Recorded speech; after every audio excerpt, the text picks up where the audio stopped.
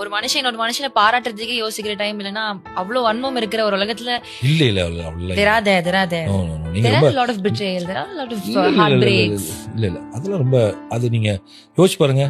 உங்களுக்கு வயசு எவ்வளவு இப்போ சொல்ல கேட்க கூடாது, சாரி. பட் 23 எவ்வளவு பிட்ரேல் சந்திச்சிட்டீங்க? எவ்வளவு கணக்கு சொல்லுங்க. ஒரு வருஷத்துக்கு ஒண்ணுன்னு வச்சா 20. நம்ம நினைச்சு பார்க்காதவங்க நம்மள சீட் பண்றப்போ இட் இஸ் ஆனா நினைச்சு பார்க்காத உங்களை நல்லாவும் வச்சிருந்திருக்காங்கல்ல. மேபி 20ல உங்களுக்கு வந்து அப்படி ஒரு ரேஜ் இருக்கலாம். யூ வில் ரியலைஸ் அப்படி அது எப்படி நம்ம நல்லா யோசிக்கலாம். நம்மள மாதிரி தானே அவங்களும்.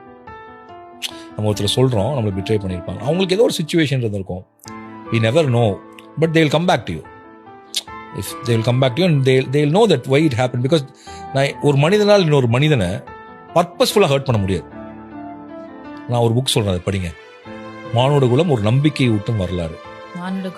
நம்பிக்கை ஊட்டும் வரலாறு. அதோட ஹியூமன் கைண்ட், இங்கிலீஷ் பேர் மறந்துட்டேன், ஒரு டச் ரைட்டர்ல இருந்தது.